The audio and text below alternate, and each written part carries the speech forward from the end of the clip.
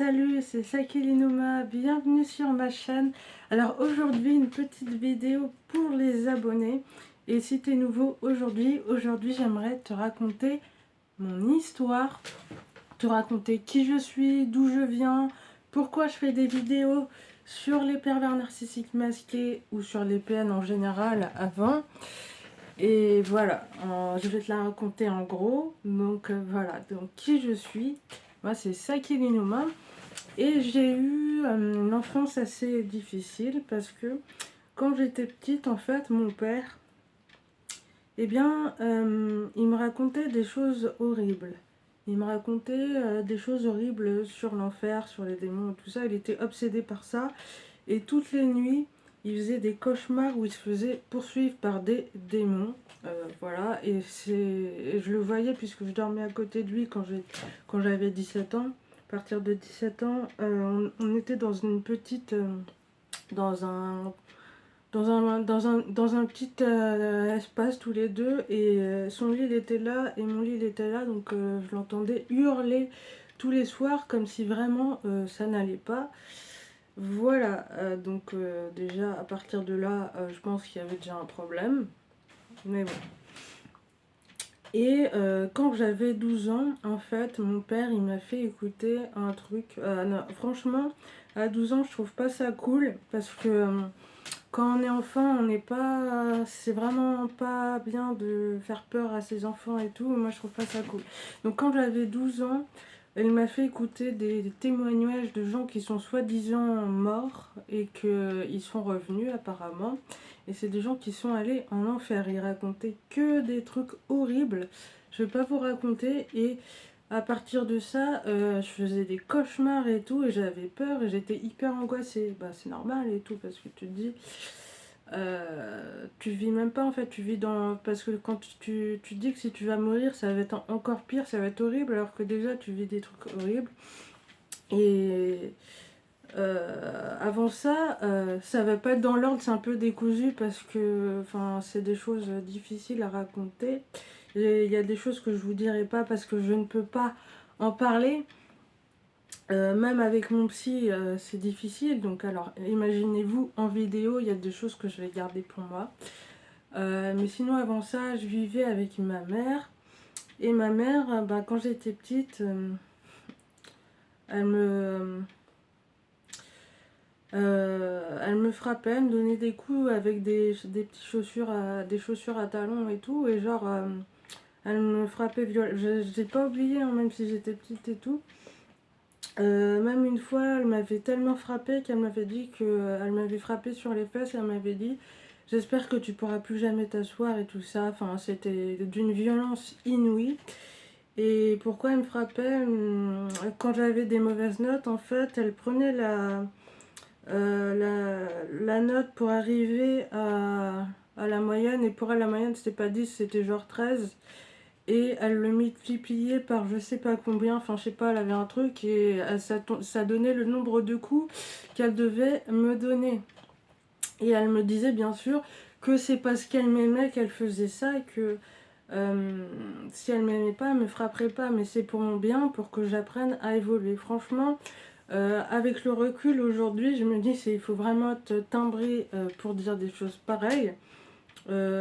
Ça a été prouvé justement scientifiquement que l'éducation avec de la violence où tu frappes les enfants, ça sert à rien, même au pire.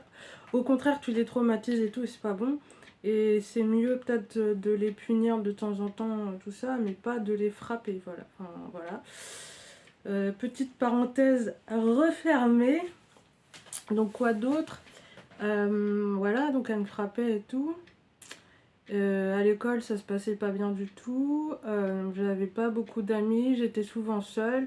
J'étais qualifiée de bizarre. Ah oui, ce qu'il faut savoir aussi, c'est que mes parents, c'était des protestants. Mais ils étaient vraiment à l'extrême. C'est-à-dire que le soir aussi, quand je rentrais, ma mère, elle me faisait lire la Bible pendant je sais pas combien de temps, jusqu'à 1h du matin.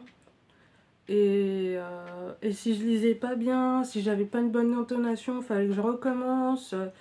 Et enfin, plein de trucs comme ça. Et en fait, Aussi, on allait tout le temps à l'église, on n'avait pas de vie privée, pas le droit d'avoir des amis en dehors d'amis chrétiens, pas le droit. Ouais, enfin, vous savez, genre dans les sectes, ouais, je vais dire ça comme ça, il faut rester dans le groupe. Ou même avec un pervers narcissique, il t'interdit de voir tes amis, il t'interdit de faire des choses qu'il veut pas. Donc l'église, c'est pareil, elle t'imposait un cadre de vie et t'avais pas le droit d'en sortir. T'avais pas le droit de lire des livres qui n'étaient pas chrétiens, t'avais pas le droit de fréquenter des gens qui n'étaient pas chrétiens, d'écouter de la musique qui n'était pas chrétienne. Et à cause de ça, des fois, genre les gens ils me sortent des noms de films et tout, mais je connais pas parce que mes parents ne me laissaient pas regarder ça, tu vois. Par exemple, la petite sirène, là je l'ai regardée quand j'étais adulte. Honnêtement, je vois pas où est le problème. C'est juste que tous les films où il y avait des sorciers et tout, mes parents disaient que c'était satanique et tout, parce qu'il y avait un sorcier, alors que pas forcément. Enfin bref, ils étaient vraiment extrêmes. Et j'ai vraiment une enfance difficile. J'étais toujours triste, toujours malheureuse. Et voilà.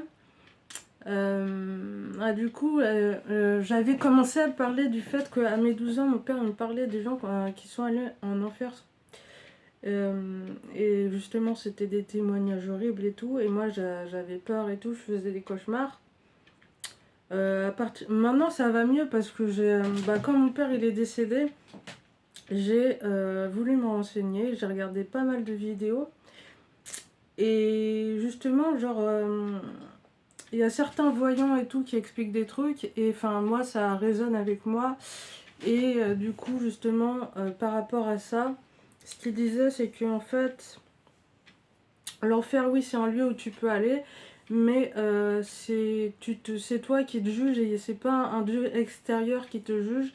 Et si tu y vas, c'est parce que tu penses que t'as vraiment, enfin, t'as fait des choses tellement graves que tu penses que tu mérites d'être puni, voilà. Enfin, et voilà. Bref, enfin, je vais pas rentrer dans les détails. Après, moi, j'ai pas envie de vous imposer une spiritualité ou quoi que ce soit. On me l'a déjà fait, c'est pas moi qui vais vous le faire en retour. Euh, Mais sinon, la majorité des gens, dans les témoignages de gens qui sont morts, en général, c'était plutôt positif. C'est assez rare que ça se passe mal. Voilà. Voilà. Quoi d'autre. Sinon, à l'école, ça se passait pas bien. Au collège, j'avais pas trop d'amis non plus. Et quand j'étais au lycée, ma mère, elle faisait des scandales et tout avec les profs, mais les profs, ils faisaient rien, ils disaient jamais rien, ils essayaient pas de comprendre. Et enfin, à chaque fois, elle faisait des crises, mais des crises de ouf et tout, genre comme un enfant, tu vois. Et quand on allait au centre commercial, c'était pareil, si elle avait pas un truc, c'était non, il me le faut tout de suite et tout. Et enfin, voilà, c'était un truc de fou. Moi, j'avais honte et tout. Elle s'en foutait. Et une fois aussi à l'église, elle avait dit que c'était de ma faute. Pourtant, tout le monde avait vu que je mentais pas et tout, mais elle rejetait toujours la faute sur moi, alors que c'était pas forcément le cas. Donc, ni du côté de mon père, ni du côté de ma mère, ça se passait bien. Et au bout d'un moment, j'en ai eu marre. Enfin, au début, je vivais avec ma mère, après, je vivais avec mon père, parce qu'ils se sont séparés entre temps, et voilà. Et mon père, à chaque fois, tous les jours, il me disait ouais, il y aura un grand dragon qui viendra te bouffer et tout. Enfin, je sais pas comment il peut savoir ça, parce que, enfin, je sais pas. Maintenant, je me demande s'il n'a pas pratiqué la magie ou si dans ses ancêtres, il n'y a pas eu ça, parce que je trouve que c'est vraiment chelou. Et justement, les voyants, ils disent que euh, quand tu es poursuivi par des démons, des entités maléfiques et tout, en général, tu as fait de la magie noire. Enfin bref, et je commence à y croire parce que franchement, en plus, en sa présence, tu ressentais.